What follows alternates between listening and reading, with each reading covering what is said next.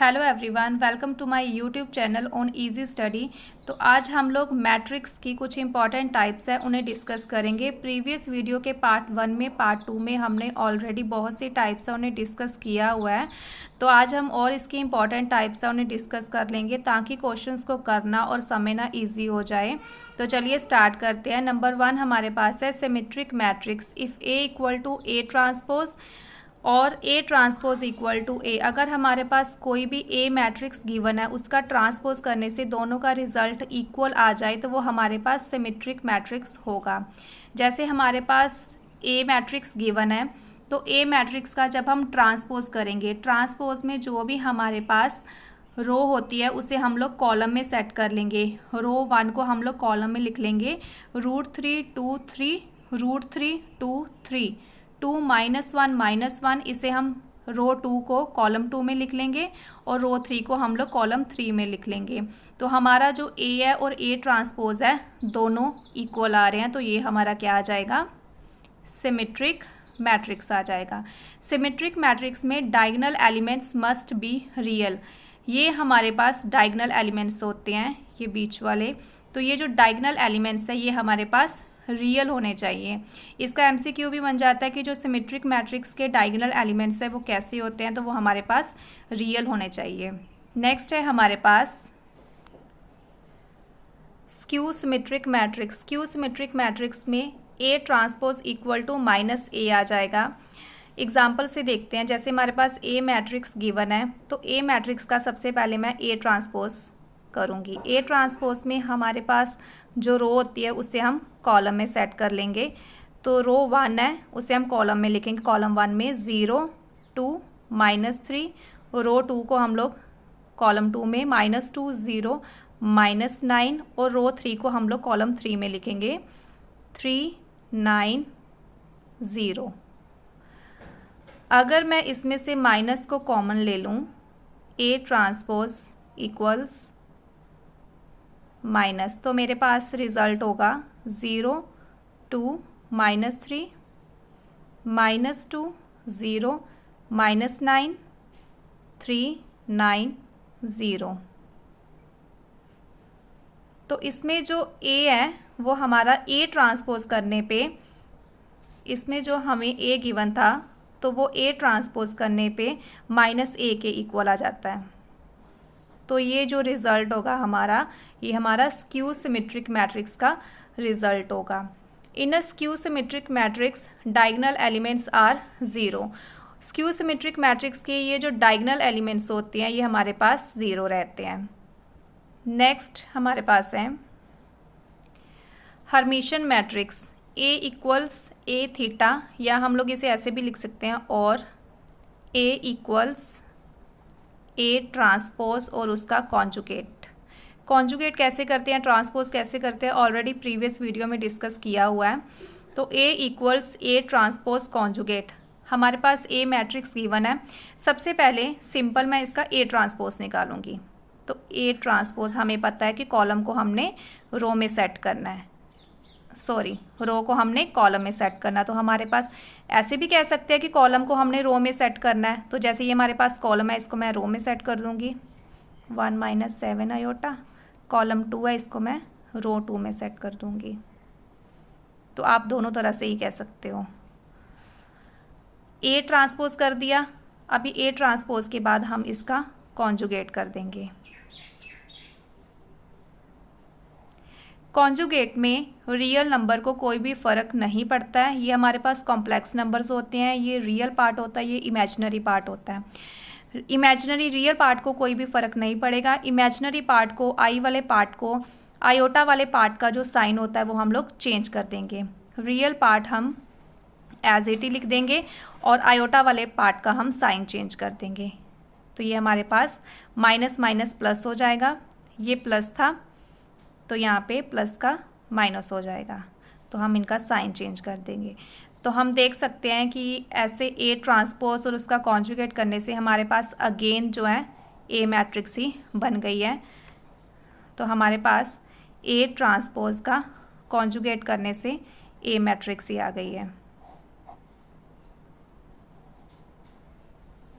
तो ये हमारे पास हर्मिशियन मैट्रिक्स होगी। नेक्स्ट हमारे पास है skew Hermitian matrix A equals minus A theta, और या हम इसे ऐसे भी कह सकते हैं A इक्वल्स माइनस ए का ट्रांसपोज कॉन्जुगेट।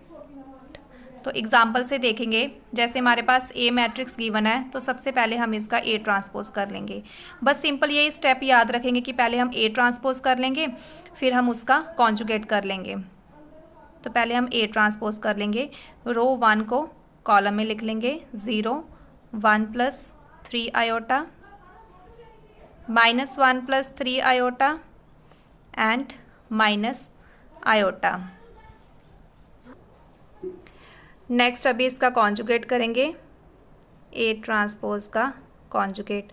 कॉन्जुगेट में सिर्फ इमेजिनरी वालों का ही साइन चेंज करना है, आयोटा वालों का ही साइन चेंज करना है। 0 माइनस 1 3 आयोटा का माइनस 3 आयोटा हो जाएगा, माइनस 3 आयोटा, और माइनस माइनस प्लस तो ये आयोटा आ जाएगा। अभी हमारे पास माइनस कॉमन निकालने से हमारे पास अगेन ए मैट्रिक्स आ जाएगी। तो हम इसमें से माइनस को कॉमन ले लेंगे, 0 1 plus 3 iota minus 1 plus 3 iota and minus iota. तो ये हमारे पास अगेन ए मैट्रिक्स आ गई जो हमारे पास माइनस ए है। तो ये हमारे पास रिजल्ट आ गया स्क्यू हर्मिशियन मैट्रिक्स का। जब भी हम ए ट्रांसपोज का कॉन्जुगेट करेंगे तो वो हमारे पास माइनस ए मैट्रिक्स आ जाएगी। तो ये दोनों का रिजल्ट हमारा इक्वल आ जाएगा। तो ये हमारे पास होता है स्क्यू हर्मिशियन मैट्रिक्स। नेक्स्ट है हमारे पास orthogonal matrix A transpose equals A transpose A equals I means identity, और इसे हम ऐसे भी कह सकते हैं A inverse equal to A transpose. अगर आपके पास कोई भी ऑर्थोगोनल मैट्रिक्स गिवन हो और अगर उन्होंने बोला हो कि आप उसका ए इनवर्स फाइंड करो, तो आप लोग सीधे उसका मैट्रिक्स का ए ट्रांसवर्स निकाल दोगे तो आपके पास ए इनवर्स आ जाएगा। ये इसका रिजल्ट है। ए इनवर्स और इक्वल्स ए ट्रांसपोज दोनों इक्वल रहते हैं। ए इनवर्स बोला हो तो आप डायरेक्टली ए ट्रांसवर्स ही निकाल सकते हैं। नेक्स्ट हमारे पास है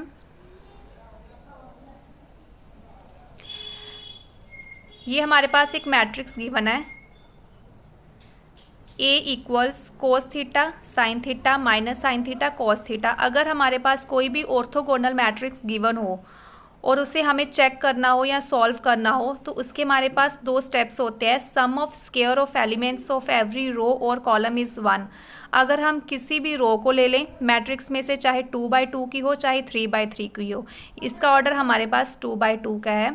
चाहे किसी भी ऑर्डर की मैट्रिक्स हो, अगर हम उसका स्क्वायर करके सम करेंगे तो वो हमारे पास 1 आना चाहिए। जैसे हमारे पास ये मैट्रिक्स है, तो अगर मैं रो 1 को ले लूँ, उसका स्क्वायर करके ऐड कर दूं, तो हमारे पास रिज़ल्ट ये आइडेंटिटी हमारे पास हमें पता है ये 1 के इक्वल होती है। ये मैंने रो 1 सॉल्व की है। अगर मैं रो 2 को सॉल्व करूंगी तो सेम हमारे पास वही रिज़ल्ट बन जाएगा, cos square theta is equal to 1। तो ये जो हमारा फर्स्ट स्टेप है उसको सेटिस्फाइड कर रही है। सेकेंड स्टेप में हम देखेंगे sum of product of any 2 corresponding rows column is 0। चाहे मैं किन्हीं भी 2 रोज को मल्टीप्लाई कर लूँ, चाहे मैं किन्हीं भी 2 कॉलम्स को मल्टीप्लाई करके उसको ऐड करूँगी, तो हमारे पास रिजल्ट 0 आना चाहिए। जैसे मैं यहाँ पे रो 1 और रो 2 को मल्टीप्लाई करके उन्हें ऐड करूँगी, कोस थीटा साइन थीटा इनको मैं मल्टीप्लाई करूँगी आपस में, तो ये मेरा बन जाएगा cos theta sine theta plus इन दोनों को आपस में मल्टीप्लाई करेंगे sine theta cos theta equals, तो ये हमारा 0 रिजल्ट बन जाएगा। तो जब भी हमारे पास ऑर्थोगोनल मैट्रिक्स गिवन हो तो वो ऑर्थोगोनल है या नहीं, हम ये दोनों स्टेप्स से चेक कर सकते हैं। नेक्स्ट है हमारे पास idempotent matrix A square equals A. तो यहाँ पे मैंने एग्जांपल ली है। अगर हम ए को ए मैट्रिक्स का ए स्क्वायर निकालेंगे तो हमारे पास अगेन ए आ जाएगा। आइडेम्पोटेंट मैट्रिक्स आप लोग ऐसे भी याद रख सकते हैं, आइडेंटिटी ए स्क्वायर करने से फिर उसकी अपनी ही आइडेंटिटी ए आ जाए तो वो हमारे पास आइडेम्पोटेंट मैट्रिक्स ही होगी। ये एग्जाम्पल है, इसको अगर हम ए स्क्वायर में सॉल्व करेंगे तो हमारे पास अगेन यही आंसर, यही मैट्रिक्स आ जाएगी। नेक्स्ट हमारे पास है इन्वोलेटरी मैट्रिक्स। इन्वोलेटरी मैट्रिक्स में हमारे पास ए स्क्वायर करने पे जो रिजल्ट आई में आ जाएगा, ये हमारे पास मैट्रिक्स गिवन है ए। जब हम इसका ए स्क्वायर करेंगे तो हमारे पास आई में, आइडेंटिटी में, यूनिट मैट्रिक्स में इसका रिजल्ट आ जाएगा। तो ये हमारा इन्वोलेटरी मैट्रिक्स होगा। तो यहाँ पे जो हमारे पास मैट्रिक्स की सारी इंपॉर्टेंट टाइप्स है उन्हें हमने डिस्कस कर लिया है। आई होप आपको सभी टाइप्स है वो अच्छे से समझ में आ गई होंगी। अगर आपको वीडियो अच्छी लगी हो तो प्लीज़ वीडियो को अपने फ्रेंड्स के साथ शेयर कीजिए और चैनल को सब्सक्राइब कीजिए। Thank you everyone.